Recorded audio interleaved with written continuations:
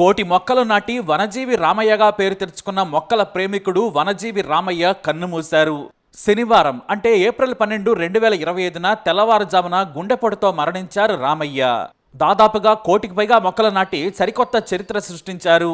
దరిపల్లి రామయ్య అంటే ఈ పేరు చాలా మందికి తెలియకపోవచ్చు, కానీ వనజీవి రామయ్య అంటే మాత్రం ఇప్పుడు దేశమే గుర్తుపడుతోంది. ఎందుకంటే గ్లోబల్ వార్మింగ్ అనే పదం సరిగ్గా ప్రపంచానికి తెలియనప్పుడే చెట్ల ప్రాధాన్యం తాను గుర్తించి ప్రపంచానికి చెప్పారు.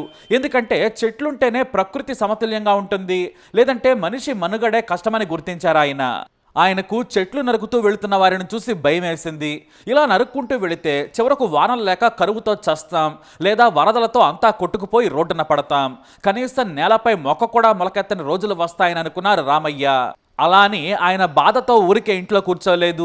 50 ఏళ్ల క్రితం నుంచి రామయ్య చెట్లు పెట్టేందుకు సిద్ధమయ్యారు. ఎక్కడ ఖాళీ స్థలం ఉంటే అక్కడ చెట్లు పెట్టేవారు ఆయన అలా చేస్తుంటే 50 ఏళ్ల క్రితం పని పాట లేక ఈ పని చేస్తున్నాడు, హాయిగా పనికొచ్చే పని చేసుకుంటే 4 డబ్బులైనా వస్తాయి, ఈయనకే సరిగ్గా లేదు కానీ చెట్లు పెడుతున్నాడని హేళన చేశారు. కానీ రామయ్య మాత్రం తన తర్వాతి తరం గురించి ఆలోచించారు. రాబోయే తరం హాయిగా ఉండాలంటే నా తరం వాళ్ళు మేల్కోవాలనుకున్నారు. ఆయన 50 ఏళ్ల నుంచి తొలకర పడిందంటే చాలు విత్తనాలు చల్లేవారు. తాను మొక్కలు పెంచి ఖాళీ ప్రదేశాల్లో నాటేవారు. రోడ్డు వెంట ఆయన ఎన్నో చెట్లు పెట్టారు. కానీ వాటిని ప్రభుత్వ అధికారులు రోడ్ల విస్తరణ కోసం కూల్చేసినప్పుడు కన్నీరు పెట్టుకున్నారు ఆయన. ఏపుగా పెరిగిన చెట్టు అంతవడానికి 10 ఏళ్లు పట్టింది. కానీ 10 నిమిషాల్లో నేలమట్టం చేశారని ఎన్నోసార్లు కన్నీరు మున్నీరయ్యారు. అయినా సరే తాను సైతం అంటూ రామయ్య భార్య కూడా చెట్ల పెంపకానికి కలిసొచ్చారు.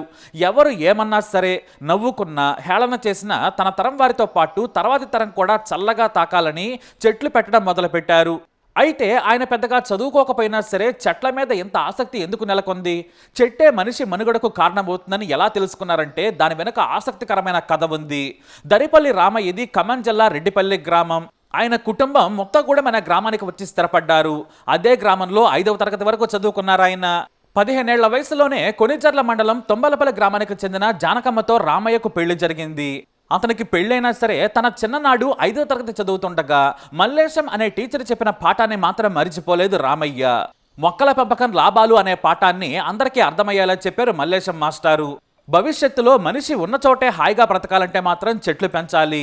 మనం ఇప్పుడు చెట్లున్నాయి కాబట్టే సంతోషంగా ఉన్నాం, కానీ ప్రతిరోజు చెట్లను నరికేస్తున్నారు. ఇలానే కొట్టుకుంటూ వెళితే మనం ఈ గ్రామాన్ని ఖాళీ చేసి వెళ్ళిపోవాలి. అతివృష్టి అనావృష్టి వచ్చి ఇబ్బంది పడతారని చెప్పారు ఆయన. ఆ మాట రామయ్యకు స్ఫూర్తినిచ్చింది.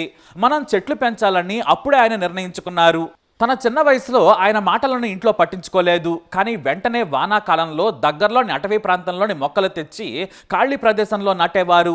ఎక్కడ ఖాళీ స్థలం కనిపించినా చెట్లు పెట్టేసేవారు. ఆ వయసులో అతను చెట్లు పెడుతుంటే చిన్నతనం అనుకున్నారంతా. కానీ పెళ్ళైనా సరే పిల్లలు పుట్టినా సరే చెట్లు నాటం మాత్రం వదిలిపెట్టలేదు రామయ్య.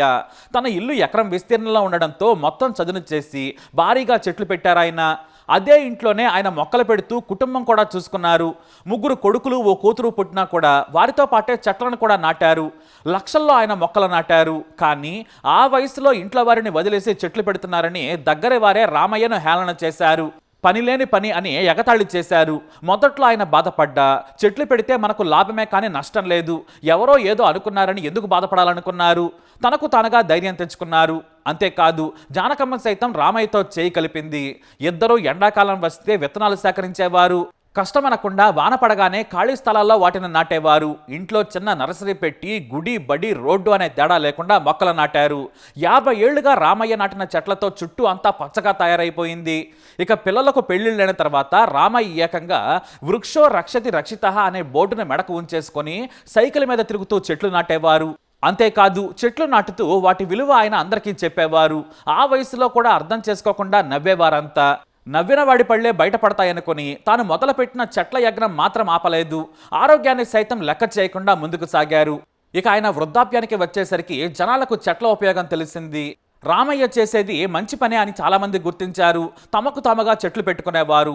ఆయన ఏళ్ల తరబడి ప్రచారం చేస్తే మెల్లిగా జనం మేల్కొని చెట్ల ఉపయోగం తెలుసుకున్నారు. నవ్విన వారు సైతం రామయ్య గురించి నలుగురు చెప్పుకుంటుంటే అసూయపడ్డారు. మీడియాలో రామయ్య గొప్పదనం గురించి చెబుతుంటే ఇంత గొప్ప వ్యక్తి అనుకున్నారు.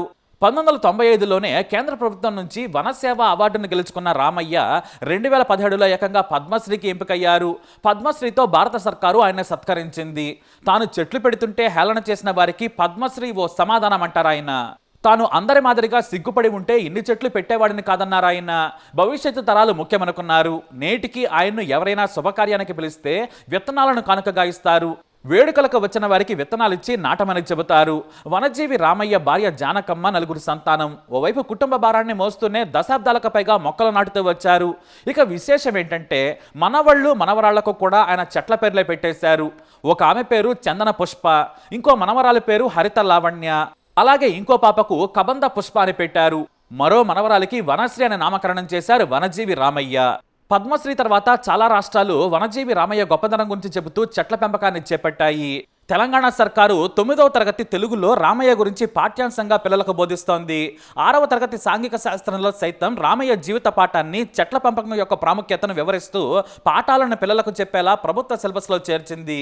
రామయ్య జీవితానికి ఇంతకంటే గొప్ప సార్థకత ఏముంటుంది? అసలు చెట్లపై ఆయనకు ఎంత మమకారం ఉందో ఓ సంఘటన చెబితే చాలు. ఆసుపత్రిలో ఆయన చెప్పిన మాటలు వింటే కళ్ళు చెమరుస్తాయి. 3 ఏళ్ల క్రితం ఎండాకాలంలో మొక్కలు ఎండిపోతున్నాయని ఆయన నీళ్లు పోసేందుకు బైక్పై బయలుదేరారు.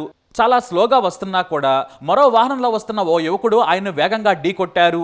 దీంతో కాలికి తీవ్ర గాయాలయ్యాయి. పోలీసులు కేసు కూడా నమోదు చేశారు. ఆయన ప్రభుత్వ ఆసుపత్రిలో చికిత్స పొందుతూ ఉండగా మంత్రులు వచ్చారు.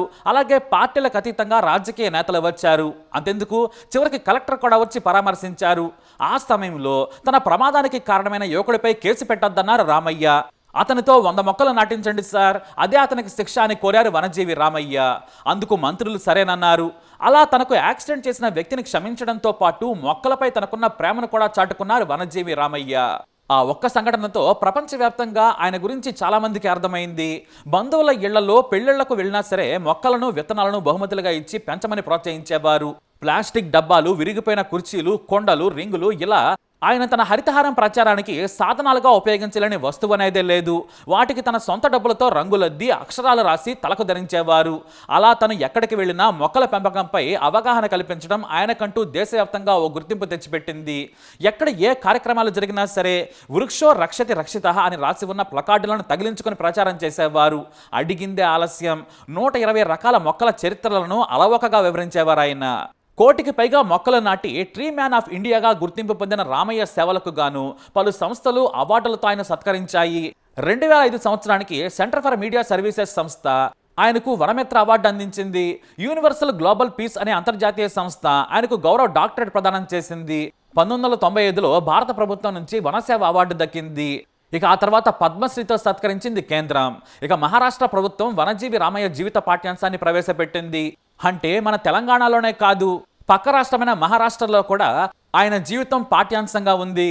అలాంటి వనజీవి రామయ్య ఈరోజు మనతో లేరు. వనజీవి రామయ్య మృతి పట్ల సీఎం రేవంత్ రెడ్డి, మాజీ సీఎం కేసీఆర్ సహా పలువురు మంత్రులు, ఎమ్మెల్యేలు సంతాపం వ్యక్తం చేశారు. రామయ్య మృతికి సంతాపం తెలుపుతూ సీఎంఓ నుంచి ప్రకటన కూడా విడుదల చేశారు.